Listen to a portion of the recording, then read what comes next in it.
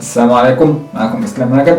النهارده هنتكلم عن واحده من اهم التجارب في حياتي، الا وهي دراسه اللغه الالمانيه دراسه ذاتيه من ال A1 لل C1.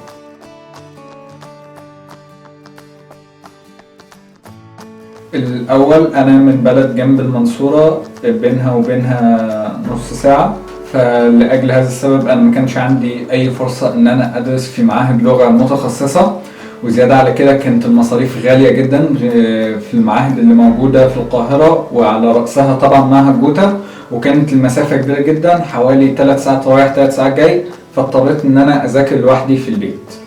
وكمان كان عندي سبب شخصي، هو ان كان بيني تحدي بيني وبين اهلي اني اثبت اني كفء فعلا لان انا اخوض التجربة دي، وان انا اخوض تجربة السفر واخلص البي اينس لوحدي او البي 1.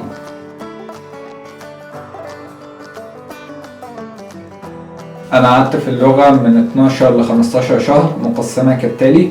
في مصر خلصت البيتس باي في معهد جوتا، مش البيتس باي الكورسات خدتها في معهد جوتا، لا أنا خدت الامتحان في الآخر خالص في معهد جوتا بعد ما خلصت دراسة لوحدي الحمد لله في 9 شهور.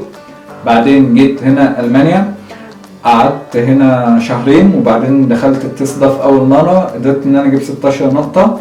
بعدها دخلت التست ده في مرة تانية بعدها ب4 شهور، قدرت ان انا اجيب 17 نقطة.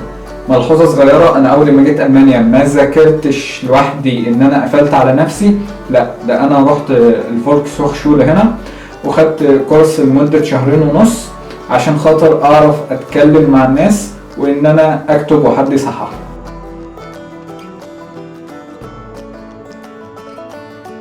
مميزات الدراسة الذاتية بتكمن في توفير المبالغ الكبيرة جدا اللي بتتصرف على الكورسات، ده أول وأهم سبب، ميزة بتخليك تدرس لوحدك طبعا. تاني ميزة بتكون في المرونة في التعامل مع الوقت، وإن أنت بتحدد لنفسك شخصيا إيه الوقت اللي المفروض هذاكر فيه. ولكن هنا بتكمن مشكلة كبيرة جدا بالنسبة للناس اللي هي بتدي للغة أولوية أخيرة في حياتها أو في يومها بعد شغلها وبعد إنها تخلص مسؤولياتها، فبتيجي تكسل في الاخر وتشوف ان اللغة ما هياش حاجة مفيدة او انها مش حاجة جميلة انك تعملها، فما بتذاكرش، ومع مرور الوقت بتنسى الموضوع تماما. وتاني اهم عيب دايما بيواجه كل اللي بيذاكروا لوحدهم، هما ان هما ما بيعرفوش ينموا مهارة الكلام عندهم، نتيجة ان هما بيبقوا قافلين على نفسهم في المراحل الثلاثة الاولى من ال A1 لل B1، وما بيتعاملوش مع ألمان، فبالتالي مهارة الكلام عندهم بتكون شبه ضايعة.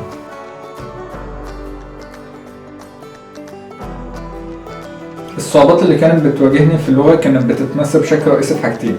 الحاجة الأولانية هو إن أنا كنت لازم ألزم وأجبر نفسي إن أنا أذاكر لفترات طويلة جدا كل يوم في أي وقت وفي أي مكان. ده نتيجة إن أنا كنت بروح القاهرة غالبا 3 مرات في الأسبوع، لأن جامعتي كانت هناك، كنت مضطر ان انا اروح كل شويه اخلص ورق هناك وارجع بلدي تاني، فكنت بذاكر في المواصلات، بذاكر بالليل متاخر، بذاكر الصبح بدري، مش فارقه معايا، كل اللي يهمني ان انا اخلص اللغه. تاني حاجه كانت هي الشعور بالتكرار والاحباط والملل، نتيجه ان انا كنت بعمل كل حاجه في البيت لوحدي، وخاصه في المراحل الثلاثه الاولى ما كنتش لاقي حد ماسك معايا اللغه، فكنت حتى الكلام، مشكلة الكلام اللي لسه كنت قايلها من شوية، كنت عايز اواجهها واحلها من الاول. فاعمل ايه؟ كنت دايما اقوم رايح ماسك كاميرا اللاب واصور نفسي وانا بتكلم. الموضوع ده اي نعم بيكسر عندك حاجز الرهبة والخوف، ولكن على بال توصل لمراحل متقدمة فيه بتقعد تعمل تقريبا تسجيل يوصل لرقم 101 او 120 على بال خلصت البيتس باي. ده كله بتحس بالملل قوي قوي في الاول، وبتحس بالاحباط خاصه لما تيجي تقارن نفسك بالالمان اللي هم اصلا دي لغتهم، فما بالك وانت واحد اطفاي وبتقارن نفسك بيهم. شعور سيء جدا طبعا.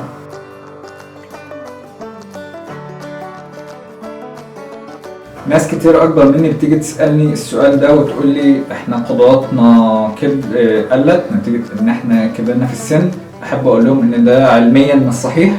ثانيا وده الاهم، ان دراسة اللغة مش بتعتمد على القدرات العقلية اكتر ما بتعتمد على المجهود المبذول بالطريقة الصحيحة لفترة طويلة. لو التلات عوامل دول متوفرين هتقدر تنجح في ان انت تذاكر لوحدك وتعدي مرحلة اللغة بكل سلاسة وبكل يسر. تاني حاجة ودي الاهم، خد اللغة ببساطة، بمعنى ان اللغة مش مجرد امتحانات او كلمات مبهمة لازم تتعامل معاها، لا، اللغة عبارة عن مفتاح للوصول لثقافات تانية وناس تانية بتتكلم باللغة دي، هتقدر تتعرف على افكارهم وعلى نفسهم. واعرف وانت بتبتدي اللغة ان ده هدفك، وان انت خطوة بخطوة هتوصل لكده وهتوصل للاهداف التانية اللي انت بتحلم بيها باذن الله. في النهاية احب اقول مفيش طريق مختصر في اللغة، يعني اللغة مفيش فيها مفتاح سحري ان انت مثلا لو محتاج تبذل فيها 800 ساعة حاجة تخليك تبذل 400 وتوصل لنفس النتيجة. المبدأ ده مش موجود خالص في دراسة اللغة، ولكن لازم تبذل المجهود ده، ولو عايز تخلص بسرعة المجهود ده تبذله كله بشكل مكثف. بمعنى ان انا اول ما ابتديت دراسة اللغة كنت بذاكر لمدة 10 ساعات في اليوم. ده ليه؟ لان الاينس عرفت ان هو محتاج حوالي 200 ساعة، فذاكرت ال10 ساعات لمدة 20 يوم، خلصت ال 200 ساعة ودخلت وقعدت امتحن الاينس بتاعه مع نفسي لغاية ما اتأكدت فعلا ان خلصت الاينس ودخلت في الاصبار وهكذا.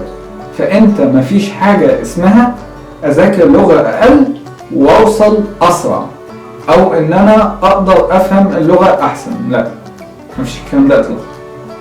تاني واهم حاجة، للأسف مفيش حاجة في الدنيا دي ببلاش، لازم تدفع الثمن.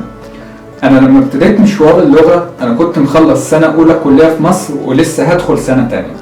للأسف الشديد انا كنت ساعتها في منتصف البي اينس وكان قدامي القرار من اتنين، يا اما ان انا هكمل كلية في مصر واللغة مش هعرف امشي فيها وخلاص كده نستنى لحد ما نخلص الكلية، وخاصة ان انا كنت في جامعة خاصة وكنت بدفع فلوس كتير، او ان انا هركز في دراسة اللغة بس بالتالي هخسر جامعة ومش هعرف انا هدخلها تاني امتى، وانا لحد دلوقتي فعلا ما عرفتش ادخلها تاني. فلازم تعرف ان كل حاجة في الدنيا ليها تمن.